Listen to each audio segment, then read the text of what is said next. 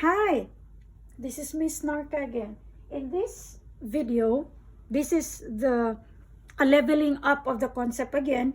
This is another diagram that we analyze, another potential energy diagram that we analyze, and there will be more questions that we need to get from this given diagram. So let's look at our sample reaction here. So we have the example reaction A plus B, which is a reversible reaction forming C plus D plus heat for the forward reaction, and then the reverse of it. And so we have our potential energy expressed in kilojoules again, and we have our reaction pathway on the x-axis. So you see the values here on the y-axis, and we see the label. We have A plus B here, which is the starting point of our reactants. Then the blue curve goes all the way here to 500 kilojoules, then go all the way down, stops at 400 kilojoules, where it's labeled C plus D, which are our products. So now let's use this diagram to answer these 7 questions here. Okay, let's begin. Number 1. What's the delta H of the products of the forward reaction? So again, the delta H of the products, if you look at products, so you just look at where the products are and read what's the value of the energy of the products, which is just obviously 400. So this is 400 kilojoules. The next question is, what's the delta H of the reactants of the forward reaction again? So this is our forward reaction because that's where the reactants are. And all you need to do is read the diagram and the value of the energy, which is 200. So the value of our potential energy of the reactants is 200 kilojoules. Now let's look at number 3. What's the delta H of the reaction for the forward reaction? So we know that the delta H of the reaction is always equal to the difference of delta H products minus delta H of reactants. And what do we know about the products? The products is 400 kilojoules, and then the reactants is 200 kilojoules. So the difference is 200 kilojoules, which is a positive value. So positive value will tell us that the process is endothermic. And that is endothermic type of reaction. Again, 400 minus 200, we got these values from 1 and 2. Number 4, what is the potential energy of the activated complex for the forward reaction, or simply the activation energy of our forward reaction?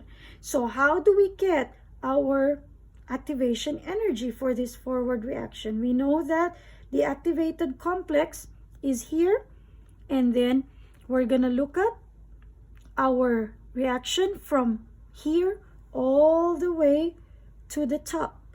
So the activation, this is the activated complex. So let me just remind you that this maximum here, the 500 kilojoules, is actually the activated complex value.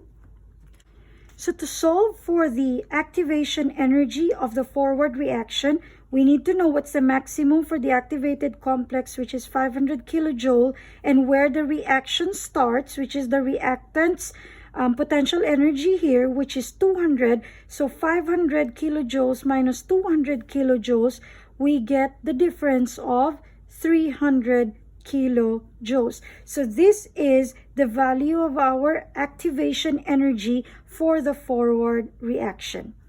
Next, we go to the delta H products, this time of the reverse reaction. Now, how do we analyze the reverse reaction of the delta H products? So think this way. Think of it this way. The reverse reaction is simply transforming your products and make it the reactants, and your reactants to be the products. Therefore, the delta H of the products of the reverse reaction is just equal to the delta H reactants of the forward reaction, which is number 2. So you can safely answer this one, number 5, the delta H of the products, as to be 200 kilojoules. Again, we got it. We transformed our products as to the reactants of the forward reaction. So, for number 6, the delta H reactants of the reverse reaction is simply the delta H products of the forward reaction. So that's the answer for that will be 400 kilojoules.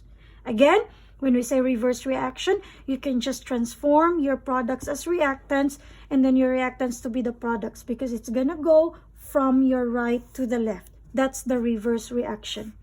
And number 7, what is the delta H of the reverse reaction? So the delta H of the reverse reaction will be products minus reactants of both the reverse. So that's gonna be delta H of reaction will be equal to the products, which is 200 kilojoules minus 400 kilojoules, and that's gonna become negative 200 kilojoules, which is just, if you look at the values, they're the same.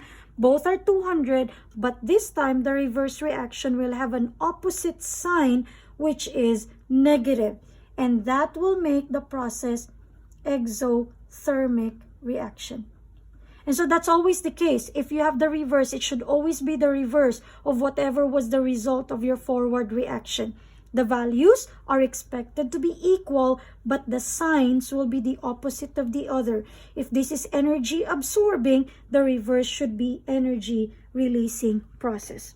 So I hope that you understand more of this diagram, and I hope that you're ready to answer the questions given by your teacher. Thank you.